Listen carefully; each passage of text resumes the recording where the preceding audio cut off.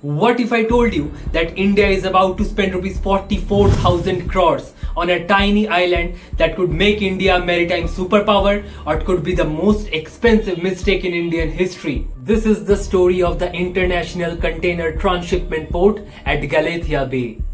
Just imagine you are running a business in India and you want to export your goods to Europe. Your cargo first goes to Colombo in Sri Lanka, then Singapore, and then reaches Europe.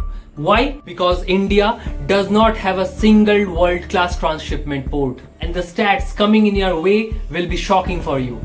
75% of India's transshipped cargo is handled outside India.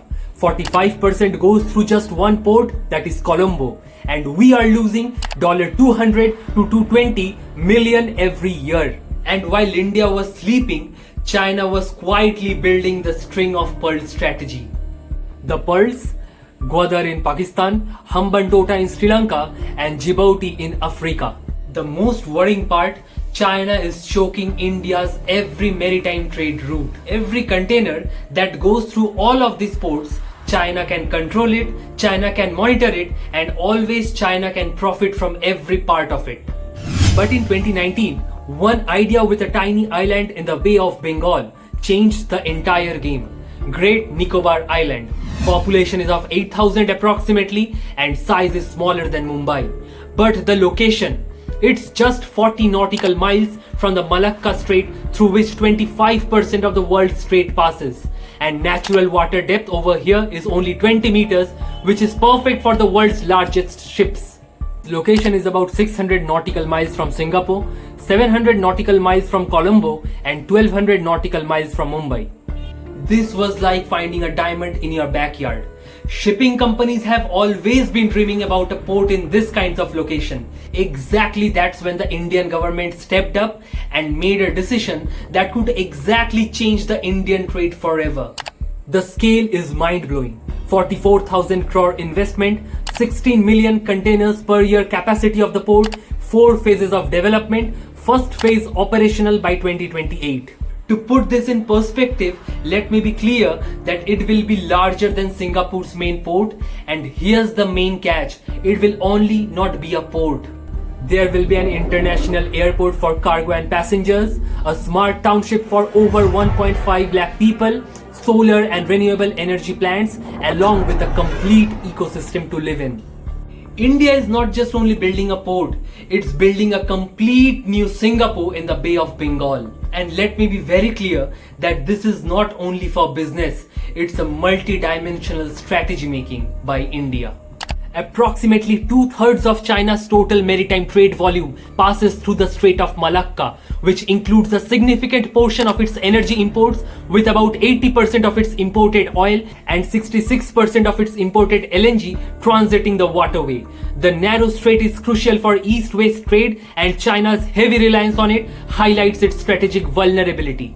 And with the port of Great Nicobar operational, India can monitor all shipping through Malacca Strait, Chinese submarines can be tracked 24/7, and India then becomes the watchdog of the Indian Ocean.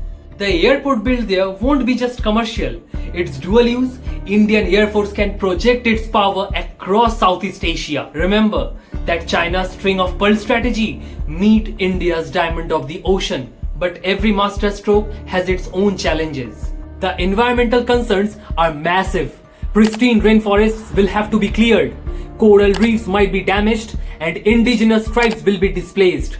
But the main question that arises, is this price really worth paying the strategic supremacy? And what about the technical challenges? Building in cyclone-prone area and limited local workforce and massive logistics for construction materials. One single mistake and 44,000 crores could sink into the ocean. But here are the real challenges. We always have to remember that Singapore and Colombo are not sleeping. Singapore handles 37 million containers annually. They have 50 years of experience, world-class infrastructure, established shipping networks, and political stability. Colombo is expanding aggressively with Chinese investment. But the real question that comes to my mind is that, can a brand new port in a remote island, can it compete with the world-class facilities of Singapore and already pre-built Colombo? Here's what India is betting on. It will be having a cost advantage that is 20 to 30% cheaper operations than Singapore, lower labor costs, and government support and incentives.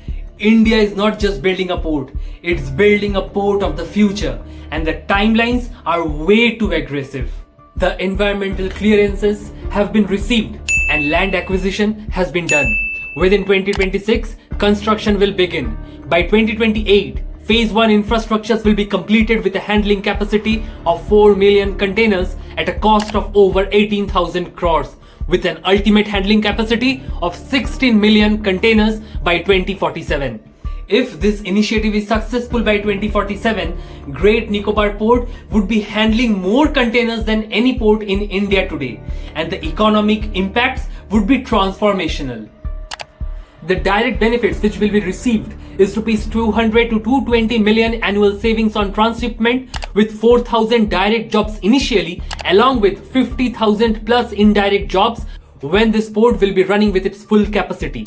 And the indirect benefits would be the boost to Indian ports ecosystem, enhanced export competitiveness, foreign exchange savings, and along with increased FDI in logistics sector. The complete regional benefits will be Andaman and Nicobar transformation, along with tourism boost and strategic security enhancements for India. Let's also be brutally honest with all the risks that is involved in completing this project. There could be serious ecological damage which would be irreversible, along with the climate change impact on the island and also increased tsunami and cyclone vulnerability. The 44,000 crore investment will be at stake, along with a long gestation period and competition from established ports. There will always be Chinese counter moves, along with regional tensions and also international pressure. The last main question, or the major question that comes to my mind, is, are these risks worth taking for the potential gains? Here's my take on this topic. This project surely makes strategic sense because India must reduce dependence on foreign ports. The location is genuinely top-notch and the long-term benefits outweigh the short-term costs, which is essential for countering Chinese influence.